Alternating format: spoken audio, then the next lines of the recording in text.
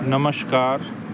तो आज हम आपके सामने बात कर रहे हैं कि 8 पे कमीशन आने के पहले हमारे भारत सरकार के वित्त मंत्रालय निर्मला सीतारमण जी द्वारा केंद्रीय कर्मचारियों को 16 जनवरी 2026 को क्या दिया गया। एक पत्र आप लोग देख रहे होंगे। उस पत्र का जो है हिंदी अनुवाद हम आप लोगों के सामने रखते हैं कि 16 जनवरी 26 को यह पत्र निकला है वित्त विभाग से। उस पत्र में है कि मेरे प्रिय सहकर्मी, मैं आप लोग को सूचित करते हुए प्रसन्नता हो रही हूँ कि वित्त मंत्रालय के वित्तीय सेवा विभाग का पत्र संख्या है DFS ने 14/1/26 को सभी केंद्र सरकार के कर्मचारी के लिए एक वेतन खाता पैकेज शुरू किया है। और ये वेतन खाता पैकेज जो है, इसका लाभ केंद्रीय कर्मचारियों को ही नहीं मिलेगा, जो राज्य सेवा में हैं उनको भी मिलेगा।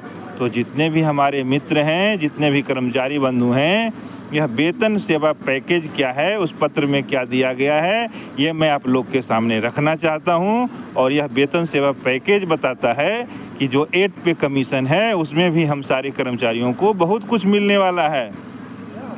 तो क्या है यह पैकेज? तो इस पैकेज के तहत जो है ना, जो सभी 12 क्षेत्र के 12 सार्वजनिक बैंक हैं उनको विकसित किया गया, और जिसका उद्देश्य है कि सभी विभागों, सभी मंत्रालयों के केंद्रीय सरकारी कर्मचारियों को बेहतर वित्तीय सुरक्षा उपलब्ध करना और वितरण, और जिसके तहत बेहतर बैंकिंग सुविधा प्रदान करने का भी जो है लक्ष्य रखा गया है। तो अब हम बात करते हैं कि क्या है वेतन खाता पैकेज लेकर, है ना। उसमें 3 प्रमुख खंड है, जिसमें कि बैंकिंग है, बीमा कार्ड है और कर्मचारियों के लिए एक संपूर्ण वित्तीय प्रावधान है। और इस पैकेज की जो विशेषता है वह निम्नलिखित है। क्या है? इसमें सारे केंद्रीय कर्मचारियों को उन्नत सुविधाओं के साथ शून्य शेष वेतन खाता। अब आपके खाता में अगर 1 रुपया भी नहीं रहेगा तो कोई भी बैंक किसी प्रकार का फाइन पेनाल्टी नहीं निकालेगा। निःशुल्क धन हस्तांतरण, यानी जो आपका सर्विस खाता है, जिस खाता में आपका पेमेंट आता है उसमें अब RTGS चार्ज नहीं लगेगा, UPI चार्ज नहीं लगेगा, चेकबुक लीजिएगा तो उसका चार्ज नहीं लगेगा। इसके अलावा देखिए हमारे वित्त मंत्री ने क्या क्या दिया।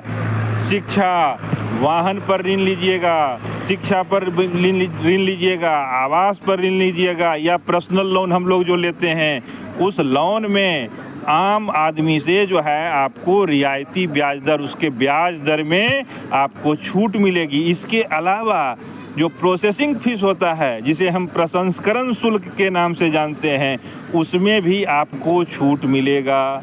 इसके अलावा फिर देखिए इस पैकेज में क्या कहा गया है। इसमें है जो है 50 करोड़ रुपये तक का व्यक्तिगत दुर्घटना बीमा है ना, इसमें आपको मिलना है। और हवाई दुर्घटना बीमा 2 करोड़ रुपये तक का है, 2 करोड़ रुपये तक का हवाई बीमा है। और आंशिक विकलांगता अगर कोई कर्मचारी होता है तो उसे 1.5 करोड़ रुपया तक मिलेगा।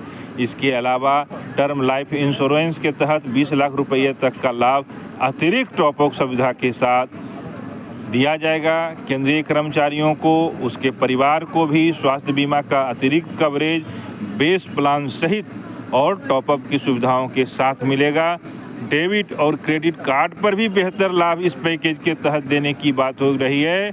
और चिकित्सा संबंधी ज़रूरतों का जो कवरेज है उसके लिए एक व्यापक बीमा पैकेज शामिल है, जो कर्मचारी और उसके परिवारों को मजबूत वित्तीय सुरक्षा सुनिश्चित करता है। ये सभी 12 जो सार्वजनिक क्षेत्र के उपक्रम हैं उनके द्वारा केंद्रीय कर्मचारियों के लिए विशेष वेतन खाता पैकेज, इसकी विस्तृत जानकारी आप लोग के सामने दी जा रही है। और DFS की वेबसाइट पर भी आप लोग देख दीजिए, इसका लिंक उपलब्ध है।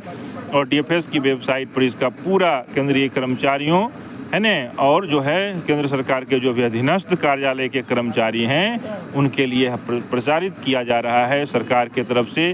तो हमारे वित्त मंत्री का धन्यवाद, हमारे प्रधानमंत्री का धन्यवाद, जिन्होंने 8 पे कमीशन के आने के पहले केंद्रीय कर्मचारी